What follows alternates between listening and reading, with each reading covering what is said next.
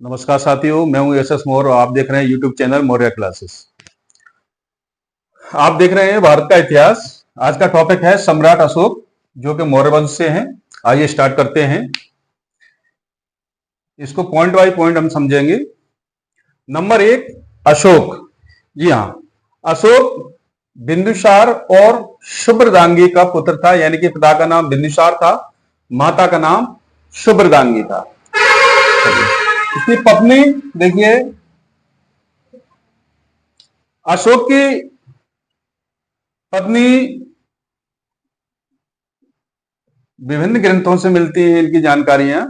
तो सबसे पहले देवी प्रथम पत्नी थी। देवी ये बिरसा की एक श्रेष्ठी की पुत्री थी, क्योंकि ये पहले अशोक उज्जैन के राज्यपाल रहे और वो आवागमन था उनका उस रास्ते से, और इन्होंने वही बिरसा के श्रेष्ठी की पुत्री से विवाह कर लिया, जिसका नाम था देवी। और इसी की संतान, देवी की संतान कौन थे? संघमित्रा और महेंद्र, जिन्हें बौद्ध धर्म की प्रचार के लिए अशोक ने श्रीलंका भेजा था। चलिए, और पत्नी मिल रही है तिसरचिता कारुबाकी और असंधि मित्रा। ये असंधि मित्रा ये अशोक की पटरानी थी और इसी का पुत्र था कुणाल। जी हाँ, कुणाल ये अशोक के बाद शासक बना। चलिए आगे चलते हैं। 273 ईसा पूर्व, जी हां 273 ईसा पूर्व में अशोक ने गद्दी पर कब्जा कर लिया। ऐसा माना जाता है कि अपने 99 भाइयों को मारकर गद्दी पर बैठा था, ऐसी जानकारी ग्रंथों से मिलती है। लेकिन ये गृह युद्ध जो था भाइयों के बीच में, ये कितना चला है देखिए, 273 और यहां 269, यानी कि 4 साल।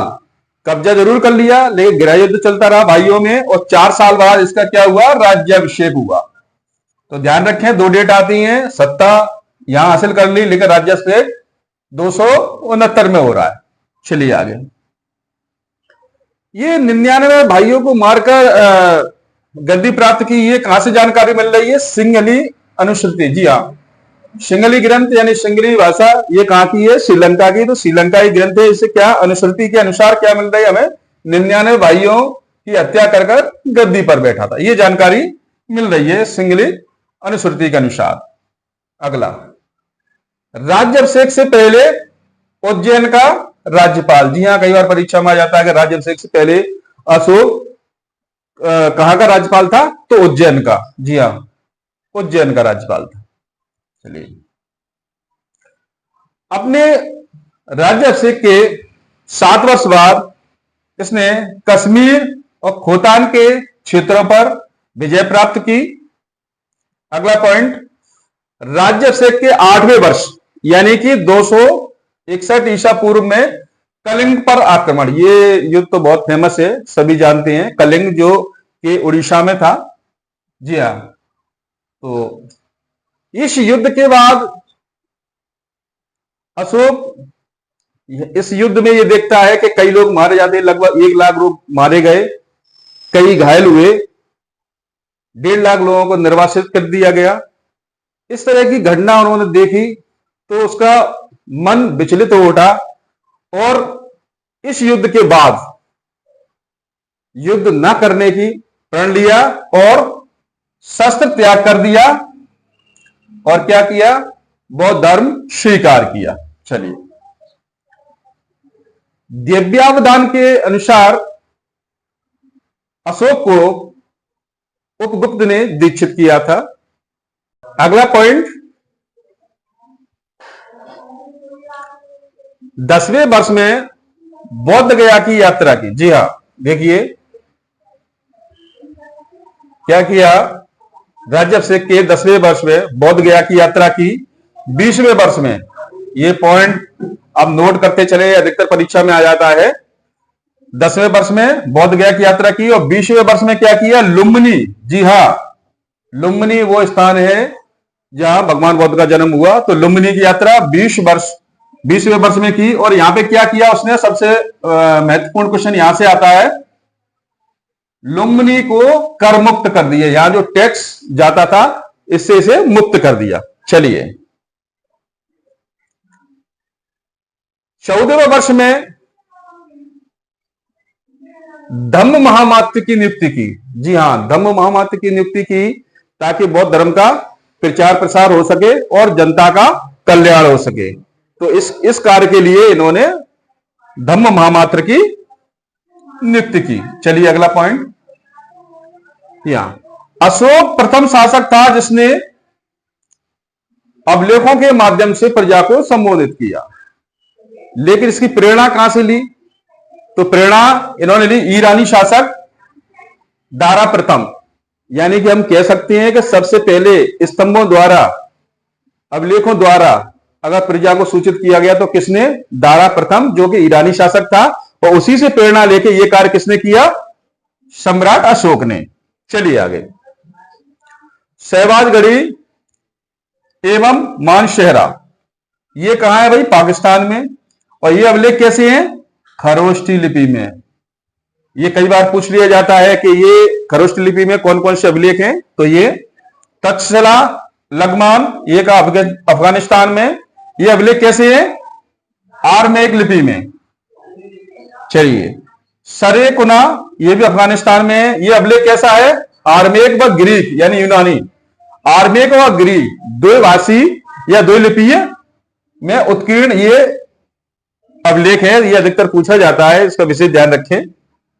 चलिए अगला पॉइंट, अशोक के समस्त शिलालेख, लघु शिलालेख, स्तंभ लेख और लघु स्तंभ लेख, ये सब किसमें है? ब्राह्मी लिपि में। यस, ध्यान रखें, ब्राह्मी लिपि में है ये। चलिए आगे, सर्वप्रथम, जी हां, ये जो अभिलेख है, स्तंभ लेख हैं, शिलालेख हैं, इनकी जो भाषा है ना, उसको पढ़ने का श्रेय, सबसे पहले पढ़ने का श्रेय जाता है जेम्स प्रिंसेप को। 1837 ईस्वी में इन्होंने ये स्पष्ट किया कि ये अभिलेख अशोक के हैं। इससे पहले इसको पढ़ा नहीं जा सका था। सर्वप्रथम अगर किसी को श्रेय जाता है तो जेम्स प्रिंसेप। और अधिकतर इनके अभिलेखों में ये मिलता है कि ये शासक, प्रियदर्शी यानी प्रिय राजा, प्रिय सुंदर मुख वाला, ऐसे शब्द मिले। लेकिन कहीं अशोक का नाम जो है एक दो ही अभिलेखों में मिलता है। तो ये स्पष्ट नहीं हो पा रहा था कि ये अभिलेख किसके हैं। लेकिन 1837 में जेम्स प्रिंसेप ने इनको पढ़ा, इनका अर्थ निकाला और ये स्पष्ट किया। चलिए आगे, सांची का स्तूप, जी हां, ये कई बार परीक्षा में पूछा जाता है किसने निर्माण किया। तो सांची के स्तूप का निर्माण अशोक द्वारा किया गया।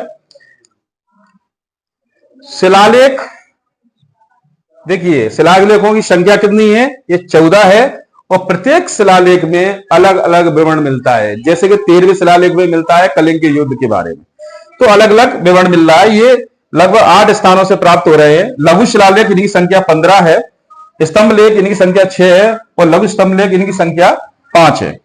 चलिए आगे, गुहालेख, जी हां, ये बिहार के गया जिले में स्थित बराबर की पहाड़ियों में स्थित है। उनकी दीवारों पर ये लिखा हुआ है गुहालेख।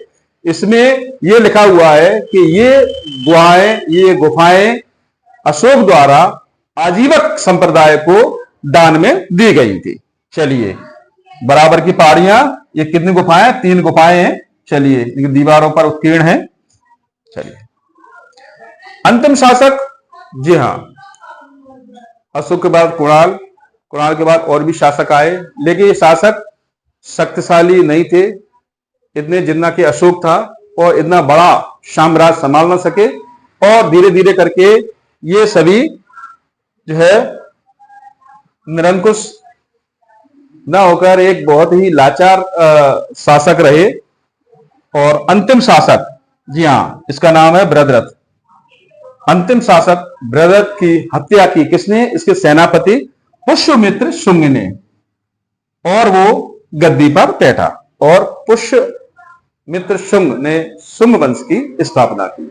आज तक इतना ही, धन्यवाद।